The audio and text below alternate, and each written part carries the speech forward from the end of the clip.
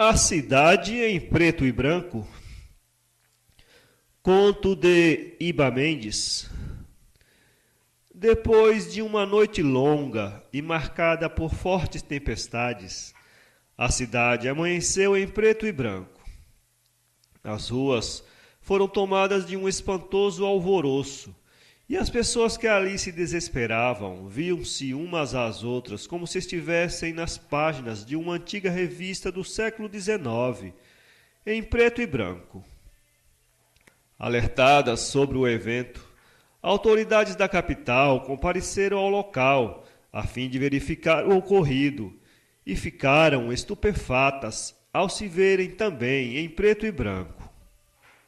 O estranho fenômeno estava circunscrito geograficamente dentro dos rígidos limites da cidade, de modo que, ao se retirarem dali, as pessoas adquiriam suas cores naturais e, ao entrarem, viam-se como que inseridas num velho tubo iconoscópico inventado por Vladimir Zworykin. A notícia se espalhou rapidamente pelo mundo. Um grupo de renomados cientistas de vários países decidiu então peregrinar até a cidade, numa tentativa de decifrar o estrondoso enigma e, quem sabe, encontrar uma resposta que fosse capaz de explicar o surpreendente acontecimento. Todavia, após trabalhoso inquérito e numerosas pesquisas, concluíram os sábios que tudo não passava de um indecifrável mistério, cabendo ao governo a incumbência de um desfecho para o caso.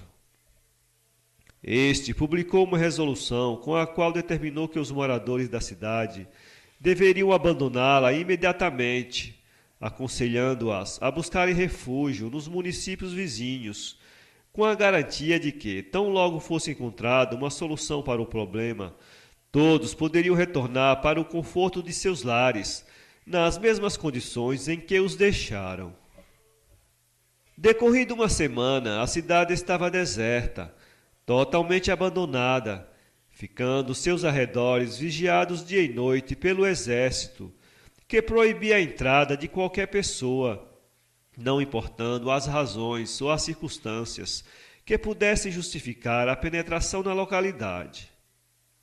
Meses depois, ergueram um gigantesco muro ao seu redor, com um pequeno portão de ferro maciço, e declararam o local como área restrita e intransponível, restando ao incauto aventureiro que tentasse ali penetrar uma severa pena em que se incluíam a prisão por crime de desobediência pública e uma pesada multa. No caso extremo de invasão ao recinto, os soldados ficavam devidamente autorizados a atirarem contra o desobediente. As coisas marchavam assim, quando, ao correr dos anos, alguns moradores da redondeza alertaram terem ouvido sons a soar à noite de dentro dos muros da cidade, como se fossem de uma orquestra bem afinada, e vozes como de anjos, diziam alguns. Outros relatavam terem visto luzes fosforescentes a cintilar por entre os muros, na calada da noite, entre uivos de lobos e chacais. Havia também aqueles que juravam de pés juntos, que presenciaram algo assemelhando a uma nave espacial pousando atrás dos muros, atribuindo ao fato a ação de seres alienígenas, oriundos de outro planeta.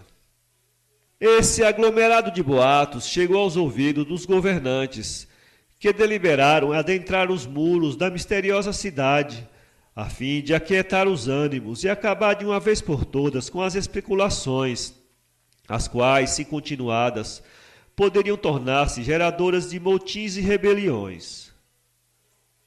E assim, o grande portão de ferro foi aberto para a entrada dos representantes do governo. Ao redor, uma multidão de pessoas aguardava ansiosa e apreensiva alguma notícia que pudesse mudar suas vidas agitadas. Contudo, não houve notícias, porque nenhum dos representantes do governo retornou. Este fato fez aumentar ainda mais o pavor e a inquietação entre os habitantes da região, o que levou as mesmas autoridades a intervir com a ação do exército. Homens das Forças Armadas, adequadamente preparados, penetraram no interior da cidade, ainda sob o olhar aterrorizado da multidão. Mas esses também não regressaram. O povo, cada vez mais atemorizado, uniu-se em grupos e investiam com martelos contra os muros fortificados, evento este que ficou conhecido como a Revolta dos Martelos. Parte do muro veio ao chão e a turba furiosa alcançou o interior da cidade, que se encontrava do mesmo jeito que antes, em preto e branco.